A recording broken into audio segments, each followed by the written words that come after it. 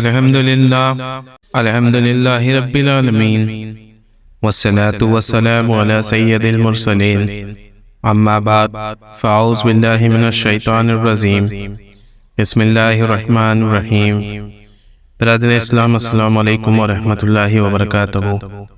ناظرین، ہم امیر المومنین حضرت علی المرتضیٰ کرم اللہ تعالی وجہ الکریم کی حیات مبارکہ بیان کر رہے ہیں، جس میں ہم نے آپ کی سامان حیات بیان کر دی ہے، اور آج ہم آپ کی خلافت کا بیان اور آپ کی شہادت کا بیان آپ سب کو سنائیں گے۔ ناظرین، حضرت عثمان غنی رضی اللہ تعالیٰ عنہ کی شہادت کے دوسرے روز حضرت طلحہ اور حضرت زبیر رضی اللہ تعالیٰ عنہ، ان دونوں کے علاوہ مدینہ طیبہ کے سب رہنے والوں نے آپ رضی اللہ تعالیٰ عنہ کے ہاتھ پر بیعت کر لی۔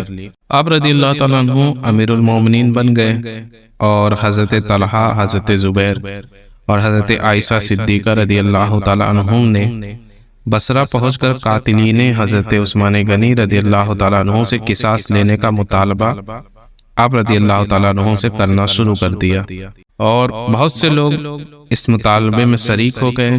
حضرت علی کرم اللہ تعالیٰ وجہ الکریم کو جب اس بات کا اطلاع ملی تو آپ رضی اللہ تعالیٰ عنہ بھی عراق تشریف لے گئے۔ بصرہ رستے میں ہی پڑتا تھا، اور یہیں جنگ جمل ہوئی، جس میں حضرت طلحہ اور حضرت زبیر رضی اللہ تعالیٰ عنہ شہید ہو گئے۔ ان کے علاوہ اور بھی دونوں طرف کے ہزاروں آدمی کام آئے۔ بصرہ میں آپ رضی اللہ تعالیٰ عنہ نے 15 روز قیام فرمایا اور پھر کوفہ تشریف لے گئے۔ آپ رضی اللہ تعالیٰ عنہ کے کوفہ پہنچنے کے بعد حضرت امیر معاویہ رضی اللہ تعالیٰ عنہ نے آپ رضی اللہ تعالیٰ عنہ پر عروج کیا۔ ان کے ساتھ سامی لشکر تھا۔ کوفہ سے حضرت علی کرم اللہ تعالیٰ وجہ الکریم بھی بڑھے، اور صفین کے مقام پر کئی روز تک لڑائی کا سلسلہ جاری رہا۔ پھر یہ جنگ ایک معاہدے پر ختم ہوئی۔ طرفین کے لوگ اپنے اپنے مقام کو واپس ہو گئے۔ حضرت امیر معاویہ رضی اللہ تعالیٰ عنہ شام اور حضرت علی رضی اللہ تعالیٰ عنہ کوفہ واپس چلے گئے۔ جب آپ رضی اللہ تعالیٰ عنہ کوفہ تشریف لائے تو ایک جماعت، جس کو خارزی کہا جاتا ہے، آپ رضی اللہ تعالیٰ عنہ کا ساتھ چھوڑ کر الگ ہو گئی، اور آپ رضی اللہ تعالیٰ عنہ کی خلافت سے انکار کر کے لا حکم الا للہ کا نعرہ بلند کیا، یہاں تک کہ آپ رضی اللہ تعالیٰ عنہ سے جنگ کرنے کے لیے لشکر تیار کر لیا۔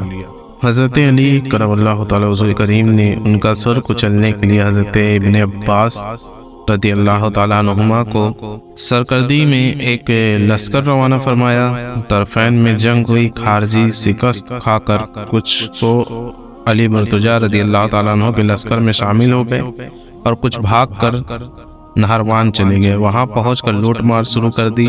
آخر شیر خدا رضی اللہ تعالیٰ عنہ نے وہاں جا کر ان کو تہہ تیگ بھی کر دیا۔ 3 خارزی یعنی عبد الرحمن بن ملزم، برق بن عبداللہ اور عمر بن بکیر مکہ معظمہ میں جمع ہوئے، اور آپس میں یہ فیصلہ کیا کہ ہم تینوں آدمی 3 افراد حضرت علی بن ابی طالب، معاویہ بن ابی سفیان اور عمر بن العاص کو قتل کر دیں گے۔ ابن ملزم نے حضرت علی کرم اللہ تعالیٰ وجہ الکریم کو، برق نے حضرت معاویہ رضی اللہ تعالیٰ عنہ کو، عمر بن بکیر نے حضرت عمر بن العاص کو رضی اللہ تعالیٰ عنہ کو ایک ہی معین تاریخ پر قتل کرنے کا عہد کر لیا۔ تینوں بدبخت ان شہروں کو روانہ ہو گئے جہاں ان کو اپنے اپنے نامزد کردہ شخص کو قتل کرنا تھا۔ ان میں سب سے پہلے ابن ملزم کوفہ پہنچا۔ وہاں خارجیوں سے رابطہ قائم کر کے ان پر اپنا ارادہ ظاہر کیا کہ وہ 17 رمضان المبارک 40 ہجری کی رات میں حضرت علی کرم اللہ تعالیٰ وجہ الکریم کو شہید کر دے گا۔ امام سدی فرماتے ہیں کہ ابن ملزم ایک خارجی عورت پر عاشق ہو گیا تھا، جس کا نام کتام تھا۔ اس نے اپنا مہر 3000 درہم، ایک غلام، ایک باندی اور حضرت علی کرم اللہ تعالیٰ وجہ الکریم کا قتل رکھا۔ فرزدق شاعر نے اپنے اثار میں اس کی طرف اشارہ کیا ہے۔ وہ کہتا ہے کہ میں نے کسی سخاوت کرنے والے کو ایسا مہر دیتے نہیں دیکھا جیسا مہر کی کتام کا مقرر ہوا۔ 3000 درہم، ایک غلام اور ایک باندی، اور حضرت علی کرم اللہ تعالیٰ وجہ الکریم کا قتل۔ تو آپ رضی اللہ تعالیٰ عنہ کے قتل سے بڑھ کر کوئی مہر نہیں ہو سکتا، اور ابن ملزم نے آپ کو دھوکے سے قتل کیا، تو اس سے بڑھ کر کوئی قتل بھی نہیں ہو سکتا۔ بالآخر حضرت علی المرتضیٰ رضی اللہ تعالیٰ عنہ نے 17 رمضان المبارک 40 ہجری کو الصبح بیدار ہو کر اپنے بڑے صاحبزادے حضرت امام حسن مصطفیٰ رضی اللہ تعالیٰ عنہ سے فرمایا، آج رات خواب میں رسول اللہ صلی اللہ تعالیٰ علیہ وسلم کی میں نے زیارت کی، اور میں نے فرمایا کہ یا رسول اللہ صلی اللہ تعالیٰ علیہ وسلم، آپ کی امت نے میرے ساتھ قرضوی اختیار کی ہے اور سخت نظام برپا کر دیا ہے۔ تو حضور صلی اللہ تعالیٰ علیہ وسلم نے ارشاد فرمایا کہ تم ظالموں کے لیے دعا کرو۔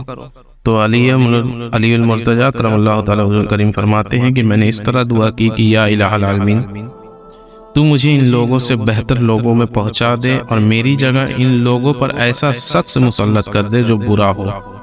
ابھی آپ یہ بیان فرما ہی رہے تھے کہ ابن میں نبا مؤذن نے آواز دے دی، حی علی الصلاۃ، حی علی الصلاۃ۔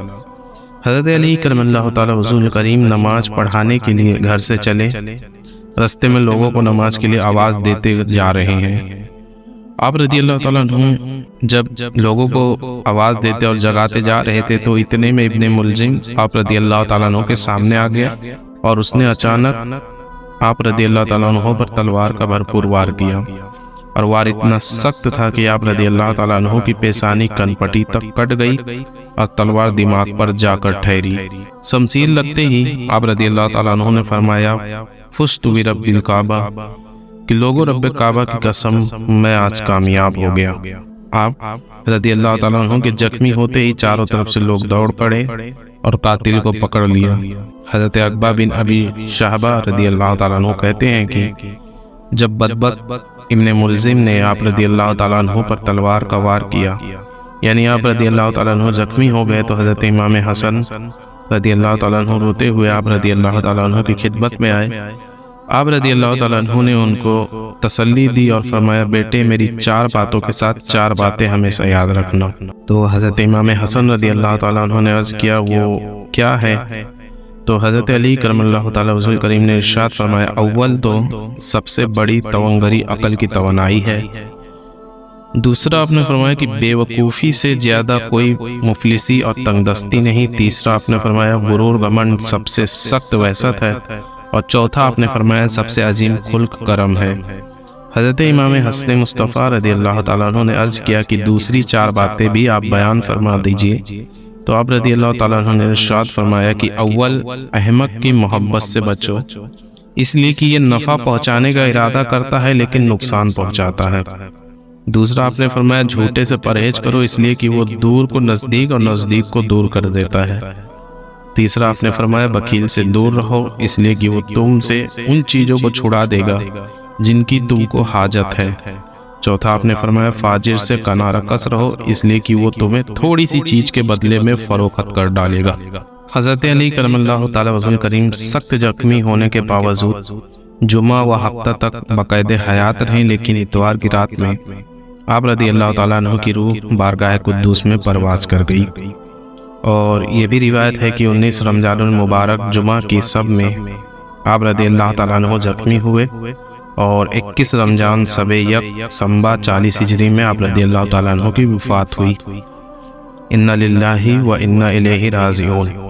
بہرحال 4 سال 8 مہینے اور 9 دن آپ رضی اللہ تعالیٰ عنہ نے امور خلافت کو انجام دیا، اور 63 سال کی عمر میں آپ کا وصال ہوا۔ حضرت امام حسن، حضرت امام حسین اور حضرت عبداللہ بن جعفر رضی اللہ تعالیٰ عنہ نے آپ رضی اللہ تعالیٰ عنہ کو غسل دیا، اور آپ رضی اللہ تعالیٰ عنہ کی نماز جنازہ حضرت امام حسن رضی اللہ تعالیٰ عنہ نے پڑھائی۔ آپ رضی اللہ تعالیٰ عنہ کے دفن سے فارغ ہونے کے بعد امیر المومنین کے قاتل عبد الرحمن بن ملزم کو حضرت امام حسن رضی اللہ تعالیٰ عنہ نے قتل کر دیا، پھر اس کے ہاتھ پیر کاٹ کر ایک ٹوکرے میں ڈال دیا اور اس سے آگ میں لگا دی، جس سے اس کی لاش جل کر راکھ ہو گئی۔ ناظرین، حضرت علی کرم اللہ تعالیٰ وجہ الکریم کو رات کے وقت دفن کیا گیا، اور ایک مصلحت کی وجہ سے آپ کے مزار لوگوں پر ظاہر نہیں کیا گیا، اس لیے ان کا مزار اس وقت کہاں ہے یہ کسی کو خبر نہیں، بلکہ اس میں اقوال مختلف ہیں۔ جیسے ایک اقوال تو یہ ملتا ہے کہ ابو بکر بن ایاس رحمۃ اللہ تعالیٰ علیہ کہتے ہیں کہ آپ رضی اللہ تعالیٰ عنہ کی قبر شریف کو اس لیے نہیں ظاہر کیا گیا تھا کہ خارجی بدبخت کہیں اس کے ساتھ بھی بے حرمتی نہ کر دے۔ دوسرا اقوال ہے کہ شریک رحمۃ اللہ تعالیٰ علیہ کہتے ہیں کہ آپ رضی اللہ تعالیٰ عنہ کے فرزند حضرت امام حسن رضی اللہ تعالیٰ عنہ نے آپ رضی اللہ تعالیٰ عنہ کے جسم مبارک کو دارالامارت کوفہ سے مدینے کی طرف منتقل کر دیا تھا۔ تیسرا اقوال یہ ہے کہ مبرد رحمۃ اللہ تعالیٰ علیہ نے محمد بن حبیب رحمۃ اللہ تعالیٰ علیہ کے حوالے سے لکھا ہے کہ ایک قبر سے دوسری قبر میں منتقل کی جانے والی پہلی جسم اطہار حضرت علی کرم اللہ تعالیٰ وجہ الکریم کی تھی۔ چوتھا اقوال ہے کہ ابن عساکر رحمۃ اللہ تعالیٰ علیہ نے سعید بن عبدالعزیز رضی اللہ تعالیٰ عنہ سے روایت کرتے ہیں کہ جب حضرت علی کرم اللہ تعالیٰ وجہ الکریم شہید ہو گئے تو آپ رضی اللہ تعالیٰ عنہ کے جسم مبارک کو مدینہ منورہ لے جانے لگے تاکہ وہاں رسول اکرم صلی اللہ تعالیٰ علیہ وسلم کے پہلو مبارک میں دفن کرے۔ جسم اطہر ایک اونٹ پر رکھی تھی، رات کے وقت تھا، وہ رستے میں کسی طرف بھاگ گیا اور اس کا پتہ نہیں چلا، اسی لیے اہل عراق کہتے ہیں کہ آپ رضی اللہ تعالیٰ عنہ باطنوں میں تشریف فرما ہے، اور بعض لوگ کہتے ہیں کہ تلاش کے جستجو کے بعد وہ اونٹ سرزمین طے میں مل گیا اور آپ رضی اللہ تعالیٰ عنہ کے جسم مبارک کو اسی سرزمین میں دفن کر دیا گیا ہے۔ ناظرین، علم کی اہمیت سے کچھ حضرت علی کے فرمان ہیں، میں آپ کو وہ بیان کر دیتا ہوں۔ پہلا آپ نے فرمایا علم مال سے بہتر ہے، علم تیری حفاظت کرتا ہے اور تو مال کی، علم حاکم ہے اور مال محکوم، مال خرچ کرنے سے گھٹتا اور علم خرچ کرنے سے بڑھتا ہے۔ دوسرا آپ نے فرمایا عالم وہی شخص ہے جو علم پر عمل کرے اور اپنے عمل کو علم کے مطابق بنائے۔ تیسرا آپ نے فرمایا حلال کی خواہش اسی شخص میں پیدا ہوتی ہے جو حرام کمائی کو چھوڑنے کا مکمل کوشش کرتا ہے۔ اور چوتھا آپ فرماتے کہ تقدیر بہت گہرا سمندر ہے، اس میں غوطہ نہ لگاؤ۔ پانچواں آپ نے فرمایا خوش اخلاقی بہترین دوست ہے اور ادب بہترین میراث ہے۔